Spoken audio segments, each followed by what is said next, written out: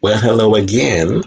It's your boy Kris Avalon. Welcome to a new episode of On the Line. I don't know what happened, but I was in the middle of doing a show and I got kicked out. So now we're back. Back again. And I'm going to continue where I left off. So where I was, well, this is basically a show where we just come on the line real quick and talk about the latest news, trending topics, so on and so forth. So for those of you who are new tonight and just seeing this show for the first time, hey. But anyway, let's get back into it. So Fast and the Furious trailer dropped today. It was a long one. It was like, I think 3.5 minutes. Gave us a lot of high octane action. And what I was saying before is that there's a lot of ridiculousness in the films, and this is what we love about the franchise, and we've grown to love about it. And they even poke fun at themselves in the film. So I like, when a movie doesn't take itself too seriously and goes on and gives you exactly what you need in these films. Like I said before, I just want to know a couple of things. One, how Mia gets to come back into the fold, because she rode off into the sunset in Fast 7, when we lost Paul Walker. He died in the middle of shooting the film, and they did a nice thing of like trying to make him go out instead of killing him off.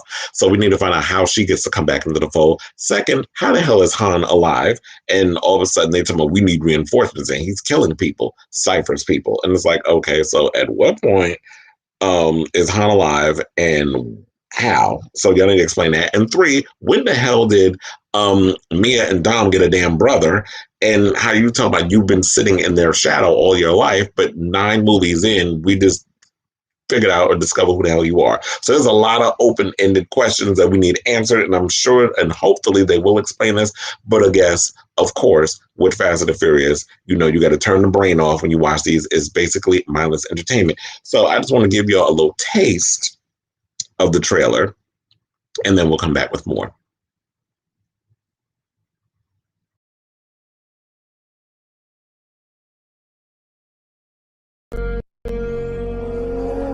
The world has a way of changing, and we change too. There are moments that separate us, but we always come back together. We heard y'all needed a little love out here. Y'all ever thought about the wild missions we've been on? We've taken out planes, trains, tanks. I'm not going to even think about the submarine. And now we got cars flying in.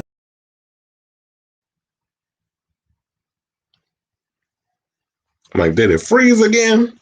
Okay, so if y'all want to see the damn trailer, y'all can go on social media and take a look at it and all that good stuff. But anyway, nevertheless, I'm excited to see this film. And I'm sure that the industry is hoping that this will be the movie that will bring back the boom in regards of theater-going experiences, because I know Fast and the Furious, this is definitely a movie you want to see in an IMAX with all the booming surround sound and all the cool, action sequences that you're going to see across the screen. So I know people are excited to see that, and I know they're looking to this film to possibly revive the movie-going experience. And I'm sure that it will, but I think Kong versus Godzilla is doing a pretty good job of that, because as of now, I believe that it has grossed a whopping $400 million worldwide. So it's doing pretty well due to the circumstances. And I'm very excited to want to see what they're going to go with this. Look, there's a lot of movies that I definitely want to go to the theater and see. And I do in so many ways. I want to see this. I want to see this film and a bunch of movies on the big screen. I want to see Mortal Kombat in IMAX, but I don't know, the way that they're only allowing a certain percentage of people in the theater. And I'm going to watch it a million times until the 30-day period is up. I'm going to watch Mortal Kombat on HBO Max.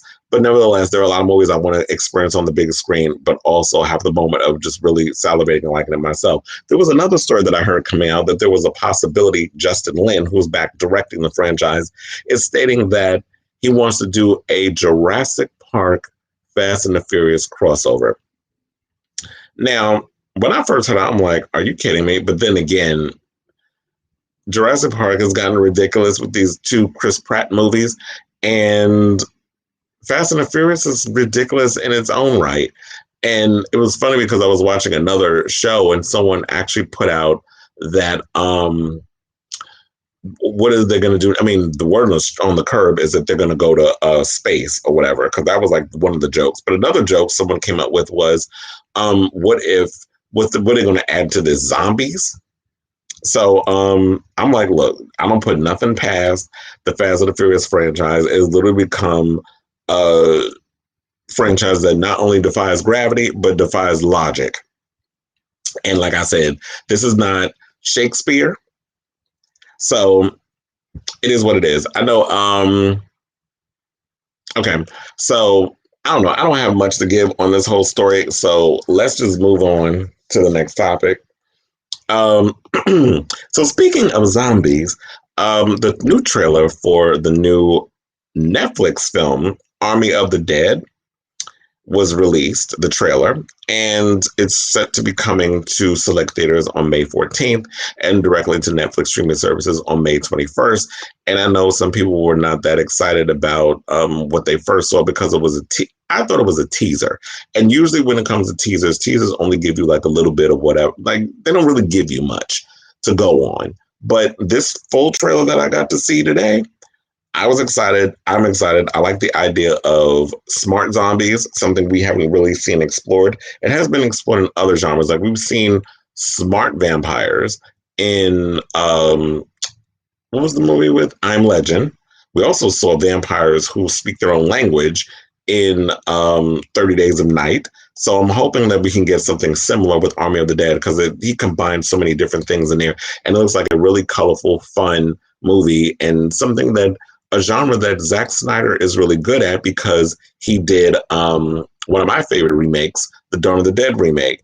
And I was really hoping we were going to get a sequel to that, but it just never happened. And I don't know why, because it was a huge hit at the box office. It was a surprise hit, I would have to say, because no one's expecting that movie to be really good. But nevertheless, I thoroughly enjoyed it. I love that movie. Whenever it comes on, it works out. But okay, so let's go back. I want to show you a little bit of the Fast and the Furious trailer, and then we'll come back. And I want to give y'all a taste, if you haven't seen it, of the Army of the Dead trailer. And I'm going to be like, y'all are going to definitely want to see this movie, especially because it's going to be on Netflix. So that's another plus. And, Netflix has not been the greatest when it comes to their movies on their streaming services. Hence that recent piece of shit that just came out with Melissa McCarthy and Octavia Spencer. I love both actresses. But this new movie they came out with, child, that is a full-on Hollywood turd. So let's show this clip of the Fast and the Furious, so y'all get excited for it. And then we'll come back with more on Army of the Dead.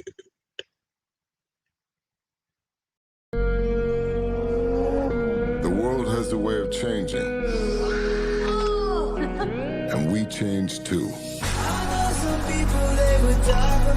There are moments that separate us. But we always come back together. We heard y'all needed a little love out here. Y'all ever thought about the wild missions we've been on? We've taken out planes, trains, tanks. I'm not going to even think about the submarine. And now we got cars flying in the air? Who is he? Jacob is Dom's brother. Been a long time, Dom. Little brother. You always say never turn your back on family, but you turned your back on me. Now your little family is in my world.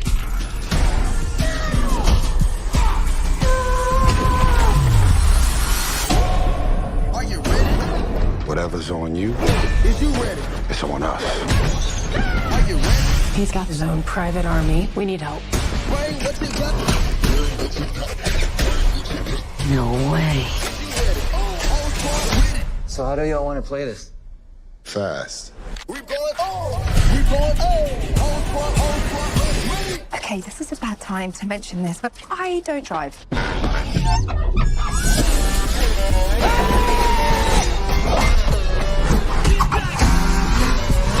Brother against brother. This should be interesting. Mm-hmm. Now tell me them stunts don't look ridiculous, but y'all want to see that shit anyway. But anyway, so back to the Army of the Dead. One of the things I like about this, what I saw in the trailer, is that we have zombie tigers and smart zombies. So it's saying that Army of the Dead takes place following a zombie outbreak that has left Las Vegas in ruins and walled off the rest of the world, when Scott Ward, played by Dave Bautista, a displaced Vegas local. See, look, the wrestlers are all making movies now. A former zombie war hero who's now flipping burgers on the outskirts of the town he now calls home, is approached by casino boss Bly Tanaka, played by Hiroyuki Sanada, who is in the new Mortal Kombat movie, by the way, and I can't wait to see it. Is worth the ultimate proposition: break into the zombie-infested quarantine zone to retrieve $200 million sitting in a vault beneath the strip before the city is nuked by the government in 32 hours. And I believe from what they're saying, he's using this as a way to like reconcile with his estranged daughter. And he takes on the other tasks, and he brings in a team to help him get the money out, including Maria Cruz, an ace mechanic and Ward's old friend; Vanderho, played by Amari Hardwick of A Zombie Killing Machine; Marianne Peters, played by Tig Notaro, who replaces another comedian who was accused of pedophilia or some shit that came out with Chris D'Elia. There was, the whole controversy surrounding him, so they swapped him out and actually put Tig in his role. She is playing a cynical helicopter pilot. Mikey Guzman, played by Raul Castillo from Looking, by the way, is a go-for-broke influencer in Chambers. Samantha Wynn, his ride or die. Martin, played by Garrett Dillahunt, is the casino's head of security. A badass warrior known as the Coyote, played by Nora Arnesder, who recruits Bert Cummings, played by Theo Rossi, a slimy security guard, and a brilliant German safecracker named Dieter, played by Matthias Schweighofer, I believe is how you say his name. Child, there's going to be a lot of characters in here. I'm sure there's going to be a lot of deaths, a lot of people getting eaten, and a lot of balls to the wall action. And to see what I mean about the balls to the wall action, take a look at this trailer. So we're going to roll this clip, and then we'll be right back.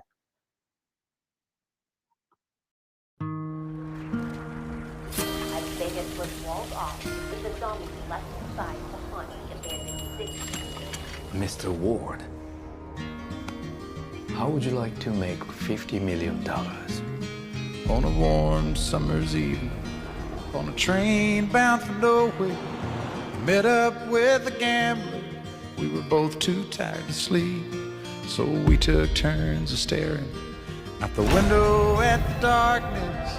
Till boredom overtook us, and he began to speak. He said, "Son, I've made a life out of reading people's faces." Think about it. Everything we did, all those people we saved. By the way they held their eyes. Look what it got us. If you don't mind my saying, What if? I can see you're out of base. What if just once For a taste of your whiskey, we did something just for us? you sunrise. You ready to play? There's $200 million in the vault beneath the strip, with a 32-hour window to get it out. Find the safe. This should be a simple in and out. It's not too late to go back. If you're gonna play the game, you gotta learn to play it right.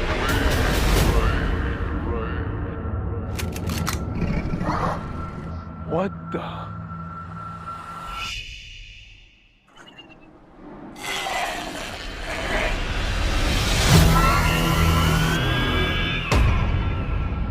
They're not what you think they are. They're smarter. They're faster. They're organized. Best that you can hope for is to die. Oh, scheiße.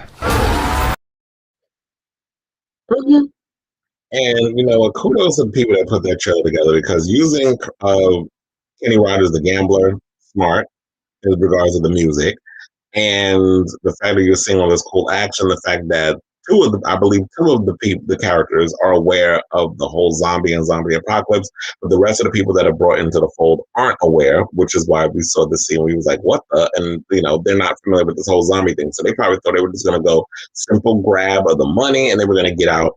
But of course, that's the greatest thing about these movies, is when you come to these great these crazy obstacles and you just try to get beyond it. So I'm looking forward to seeing this, as well as they're making a prequel of Army of the Dead, and I heard they're making an animated prequel as well.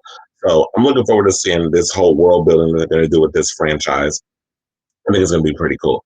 So, like I stated before, it comes out on. I hate the fact I gotta wait next month for stuff or the later month, because I'm like, I need Mortal Kombat now. And I gotta wait to the end of the month to see it. And they pushed it another week. And then now I gotta wait till May 21st to see this movie. What was the good shit I want to see? And I gotta wait. But patience is a virtue. I can wait a little longer. Not gonna kill me.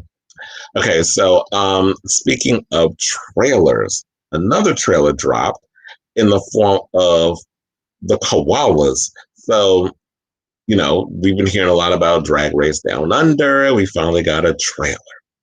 So now in the latest international version of the Emmy-winning phenomenon, which will debut May 1st on Wow Presents Plus, the beginning of May is about to be real busy, because I believe that is around the same time that, that whole weekend is like, we get Drag Race Down Under, we're getting Pose season 3, and so we're getting a lot of shows coming around that time. So it's about to get real gay in the month of May.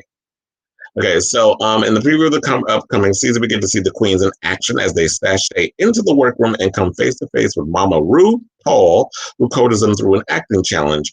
And the show is going to premiere on May 1st, as I stated, on Wow Presents Plus, if you have that, and I do. But you'll also see it on the same day as The Stand Australia and TVNZ On Demand in New Zealand with their local airings. You have to check their local listings for whatever time that airs there. And now, of course, the series is being hosted by Mama Ru, who will be joined at the judges panel by his best squirrel friend, Michelle Visage, along with our comedian Reese Nicholson and additional celebrity guests. And one of those guests that I'm hoping is everyone's favorite Aussie queen herself, the legendary Kylie Minogue. So I'm hoping that she does make an appearance in there. Really quickly, do we have the trailer for that? Or no? Let me know.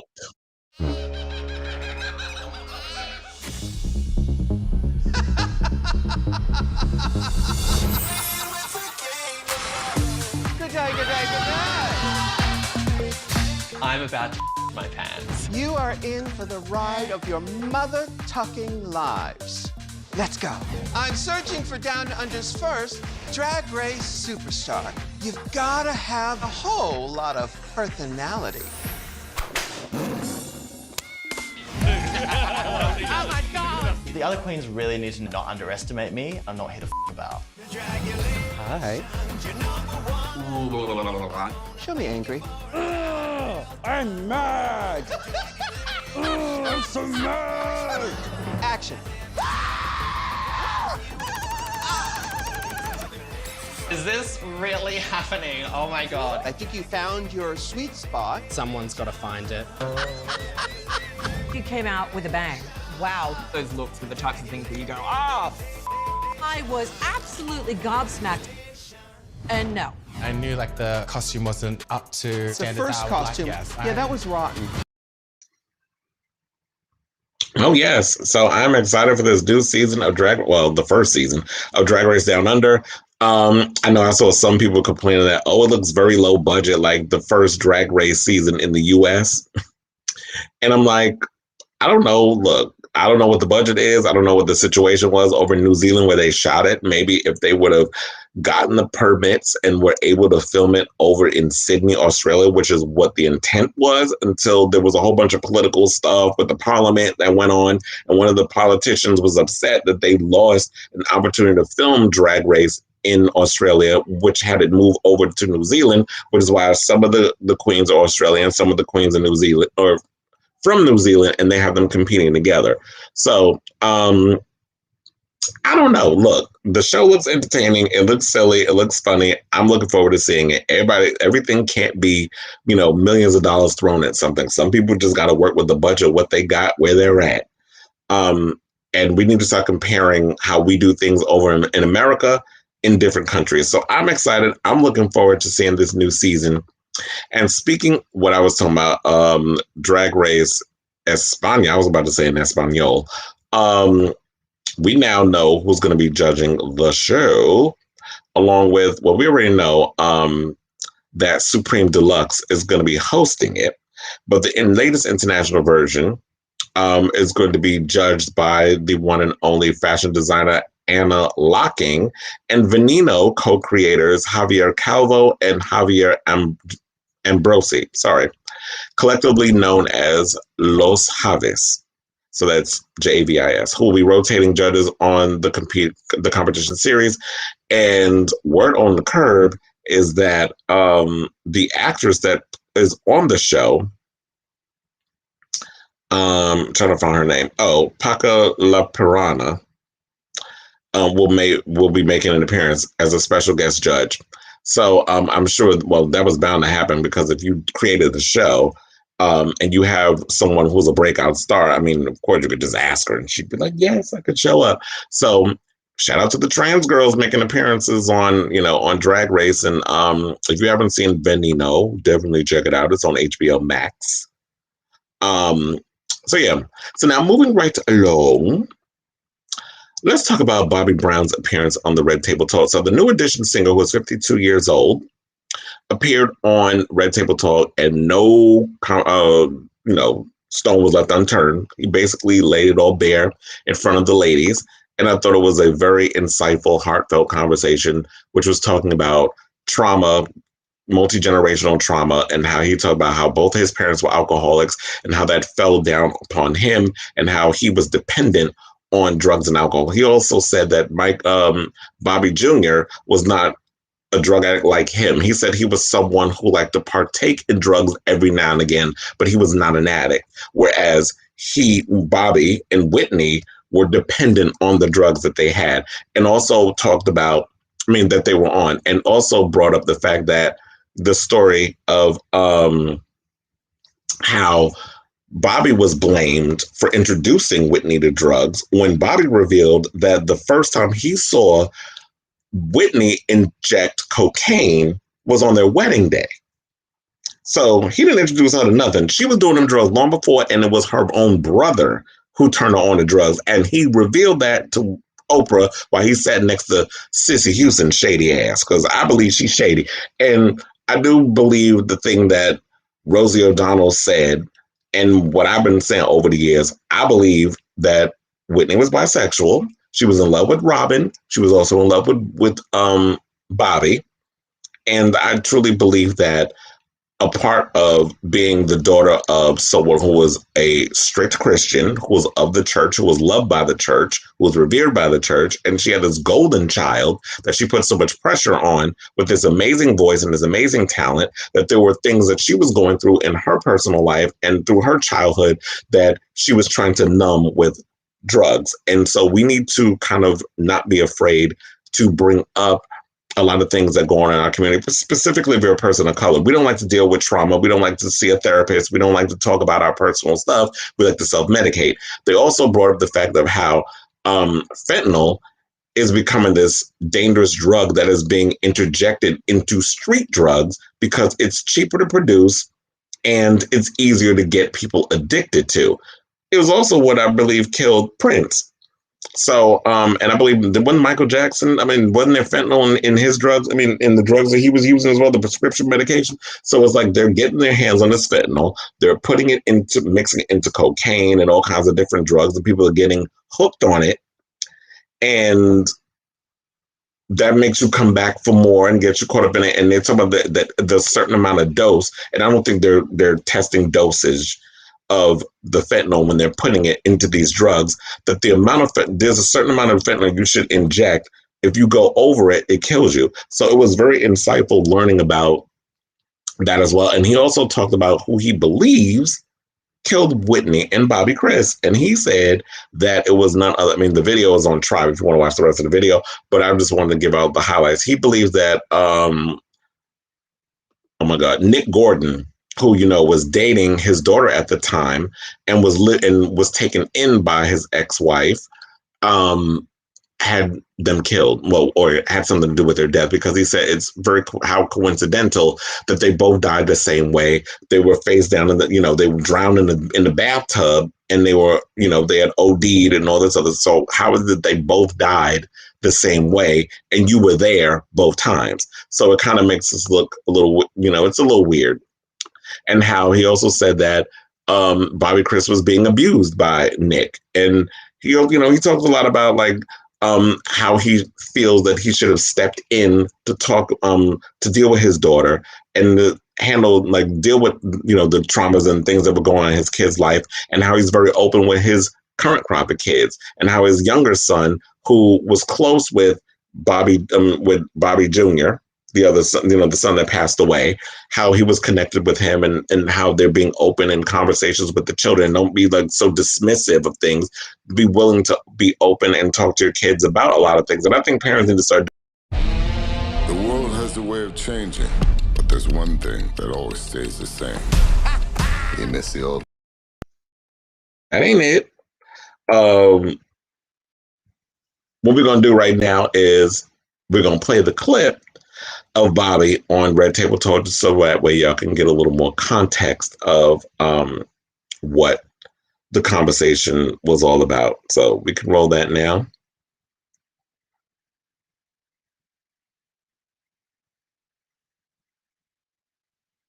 You believe that there was foul play in Bobbi Kristina's Definitely. death? Got it. Yes, okay. definitely. Like All that right. maybe he drugged her? Definitely. Wow. Okay. He was the only one there with both situations, with my ex-wife and with my daughter, and they both died the same way. So you think that he killed Whitney as well? I believe so. Got it. Got it. Wow. Got it. Do you think that he provided Bobbi Kristina and Whitney with the drugs? I How do think- you think that he's culpable? Yeah, Mm-hmm. I think this is my opinion of who I think this young man was, being around my daughter and being around my ex-wife. I think he was more so a provider of, party favors. Yeah. And shout out to the Neighborhood Talk for that clip, by the way. But I agree. It's like, maybe that people, when you got drugs and you are an addict, you are just so happy that you have some people around you that you can depend on that can get you high. And when you are a person who is pushing them drugs, and it's like, oh well, I'm around this icon and I'm dating her daughter, whatever the case is, it's like, well, what am I contributing to this family? What am I contributing to the household? Oh, I got drugs. I can get drugs. I can keep feeding the beast. And Bobbi does talk about that, that Whitney was fighting to get clean and she was fighting to get better. But what had happened was they fell apart because he was busy in the throes of trying to find himself, and said that most recently he kicked drinking alcohol because he was losing control of his bodily functions. So when you are someone who is dependent on alcohol, when you wake up in the morning, you're not getting drunk anymore. You need to drink to stop the shakes. You need to drink to just feel something. Like your body is craving the alcohol, and you're not even getting drunk anymore. And then he said that it got to a point where he started going to the bathroom on himself, and his kids are looking at him like he's crazy. Like, what the hell are you doing? Where it caused him to get clean. How he got clean from the narcotics was when he went to jail. And he was in jail for 60 days. And that's kicking in cold turkey. Like, you're not even in rehab. There's nobody there to like make you detox and stuff. You're literally in a cell going through the withdrawals. And these freaking people aren't even paying attention or don't give a shit, because we know how these CEOs are when they're up in jail. A lot of them just be like, whatever, y'all just a goddamn number to us, and we getting a check and a pension. So, or, some of them that'd be up in there fucking them inmates. We ain't gonna go there with that. That's a whole other conversation, but I just had to bring that up in there. But overall, it was an insightful interview. Definitely check it out. And I like the fact that we got to see his current wife Alicia, who was his friend for a long time, long before they became in a relationship. He was at Whitney and Bobbi's wedding, that they were good friends, and how she managed to stick by him and get him through his stuff and keep him in check. And everybody needs that ride or die in their life, and she's definitely one of those people. And it was just a great, insightful interview. And if you have the time, definitely check it out. And hopefully the conversation will leave it open for people to speak about their own childhood traumas, or deal with those traumas, or go to a therapist, or deal with their own demons where you're taking drugs and using drugs to numb the pain. That hopefully this video will be a wake-up call and say, like, you know what, you too can get your life together. It's a struggle. I know it's hard. Like you saw, like we lost DMX because he was trying to fight those demons and he lost the battle. And luckily, Bobbi has been able to. It would have been more. I would have really loved for them to have asked him, like, how was he able to still stand strong? I mean, he did say that he tries to suppress it and push it down and not get too close. Those feelings and those emotions get too close to him. But I would have really loved for him to touch on, like, how do you handle being a parent and you lose 2 grown children to drugs and you're still here and you haven't resorted back to those old ways of getting, because you know there are certain triggers that transpires. So how do you keep yourself from not going back to the narcotics? How do you keep yourself from wanting to go to the bottle? So it would have been interesting for them to touch on that more, but I guess that was, we got what we got when we got it. And maybe somebody in another interview down the road will ask them that question. Now, moving right along, let's talk about the drama that's surrounding this whole Justin Timberlake, Janet Jackson 2004 Super Bowl wardrobe malfunction. So, according to Page Six, the stylist who prepped Janet Jackson's look for her infamous 2004 Super Bowl appearance with Justin Timberlake told Page Six that Timberlake pushed for the wardrobe malfunction in an attempt to outdo Britney Spears, Madonna, and Kristina Aguilera, who had wowed the world months earlier by scandalously kissing at the MTV VMAs.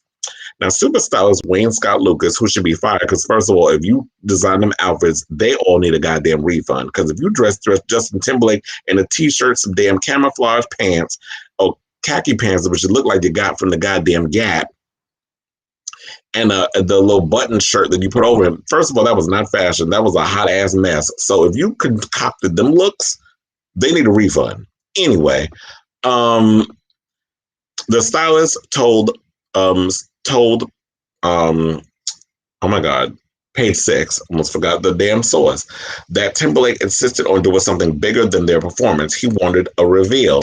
Scott Lucas told us that the original concept was for Jackson to be in a pearl G-string inspired by one that Kim Cattrall had worn in an episode of Sex and the City. Janet was going to be in a Roka dress, and Justin was going to step on the back of her dress to reveal her butt in the pearl G-string. But the outfit changed a couple of days before, and you saw the magic. Now, of course, in the end, Timberlake tore off part of her top at the end of the performance, briefly revealing Janet's breast. Timberlake famously labeled the incident a wardrobe malfunction. But there was a video that I saw that surfaced. It said, I wouldn't call it a wardrobe malfunction in a million years. It was the most functioning wardrobe in history. As a stylist, it did what it intended to do.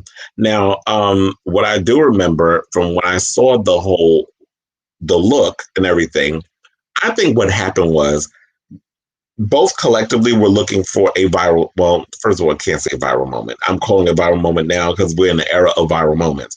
But back then in 2004, 2003, there really wasn't no viral moments, internet, Instagram, Facebook. It wasn't none of that where you did something and the shit went viral and people started talking about it.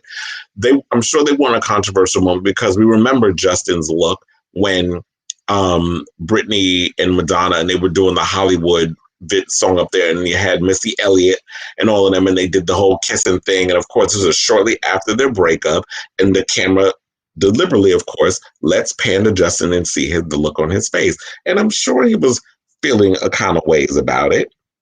And with the opportunity of him performing with Janet, I'm sure that he wanted to have a moment that was going to be talked about. And he said it in an Access Hollywood interview shortly after.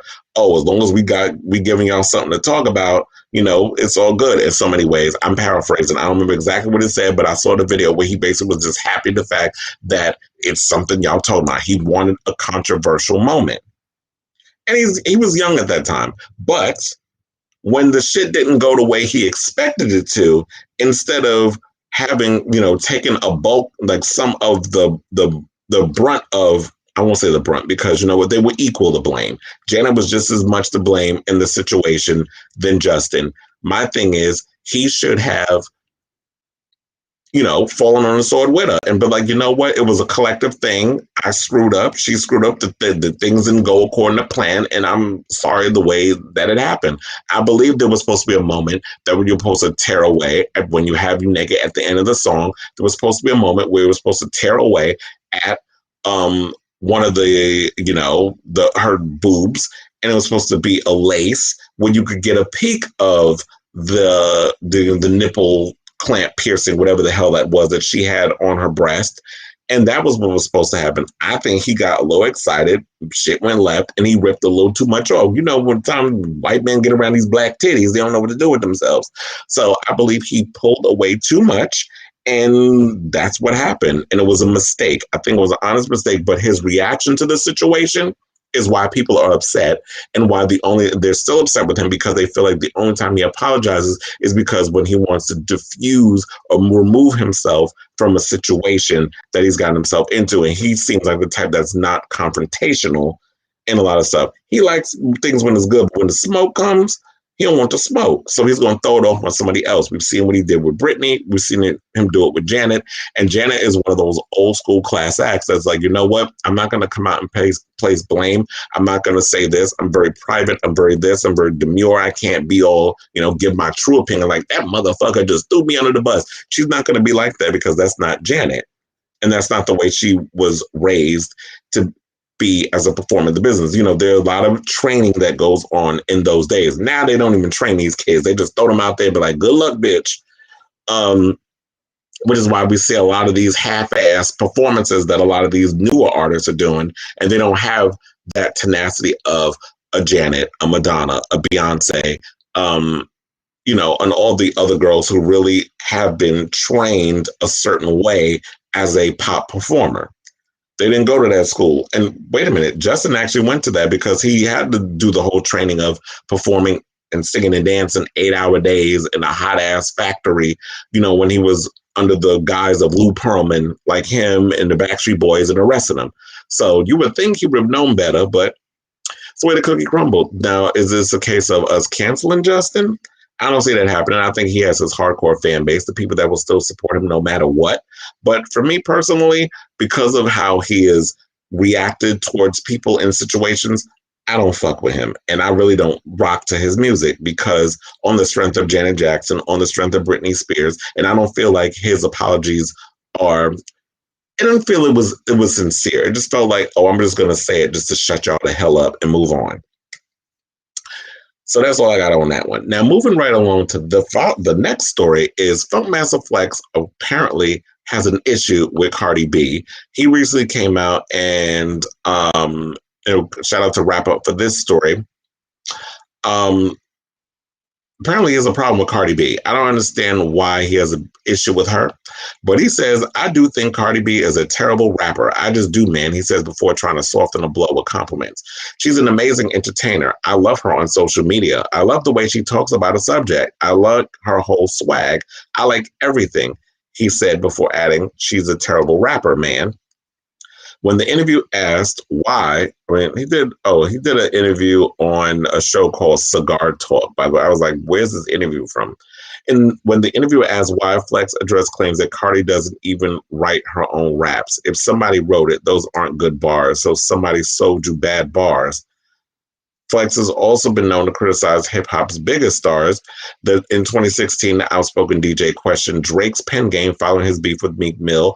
Earlier this year, he made headlines when he claimed Jay-Z stays off social media because he can't take the criticism. And he also says, You know he wants me to tell you why he can't be on social media. He told $1 million worth of games, Gilly the King and Wallow, because he's the most sensitive mother effer on the planet, and he can't take N-words in his comments telling him the truth. He also went in on Nicki Minaj. Like, so, Funkmaster Flex always got something to say about everybody. But what I keep saying is, bitch, worry about when the next time you're going to get liposuction when you gain all that shit back from eating all that goddamn Popeyes and McDonald's, and less on trying to always come for rappers who are clearly more successful than your blue-black looking ass ever will be. Like, Funkmaster Flex is an icon in his own right. He is one of New York City's high-profile DJs, but every time he opens his mouth, bullshit just comes flying out of it, and I just think he just needs to shut the fuck up. I need Wendy Williams to come back and just read him like she's been reading him during Hot Topics by his goddamn liposuction, because I'm tired of this queen who apparently is afraid of sit-ups and rather just go under the knife and have a tube stuck up his ass with all the fat getting sucked out than dealing with his own bullshit. I don't understand why you want to go in on Cardi B. Okay, if you don't like Cardi B, you don't have to like her. A lot of people do. And for you to sit and try to talk about, oh, well, she ain't no rapper. Everybody, look, every rap style is different. If you want entertainment, that's what I go to Cardi B for. If I wanted lyricism, if I wanted somebody to really give me like full-on storytelling, some twisted ass bars, whatever the case is, like there's artists that I love that I will go and listen to. If I want to be entertained, I'll listen to a Drake. I'll listen to a Cardi B. If I wanted like some real bars, I throw on a Nicki Minaj track or I throw on a Nas track. Whatever my mood is, I go for that when it comes to hip hop. I don't think hip hop is not just it's not a monolith. It's not one thing. It's not one specific genre. People like Cardi B for different reasons. I don't think people go to Cardi B for her lyrical content. People go to Cardi B because when it's up and it's up and it's up and it's stuck. Okay, I don't even know what the hell that means. It makes no goddamn sense, but the chorus is fucking catchy. And that's that. So that's what Cardi gives me. She gives me sheer entertainment. She entertains me. I live for it. She makes me laugh. She has a way with words, and it works. I don't know. There's something about it's weird. Something about her voice and how she enunciates her words, how she raps over a beat that works. We're not looking at her as being some lyricist, and maybe she doesn't write her own song. If she doesn't, okay, who cares? There's a lot of rappers out here, some of your faves, who don't write a goddamn line, but pay for them to write the lyrics, and they make a huge living of it. But at the end of the day, who is it hurting? The writers who are selling these lyrics, they're making a killing. So why are we mad? So I just really don't understand his bitch over the situation. But I guess Funkmaster Flex just wants a moment to be controversial and to throw shade at someone, and that's that. But anyway, so on that note, I say in the words of the infamous Chris Crocker, who I heard sold the Leave Britney Alone for $40-something thousand. I think that's the number. I have to do the research again. Because that is a phrase that he coined and he trademarked. Leave Cardi alone. So that's all I got to say on that. Now, on that note, thank you all for watching this latest episode of On the Line. Tune in when I got some brand new news or something else pops up on the line. I will jump on here and give you all the latest in pop culture and entertainment topics.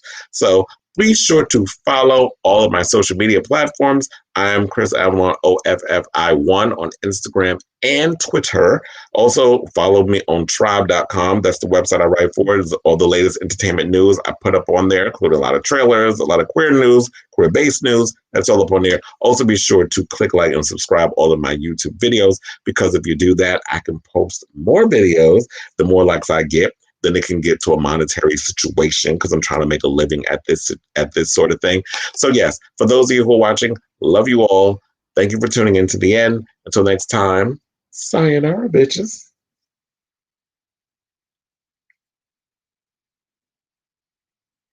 Leave Lil Nas X alone.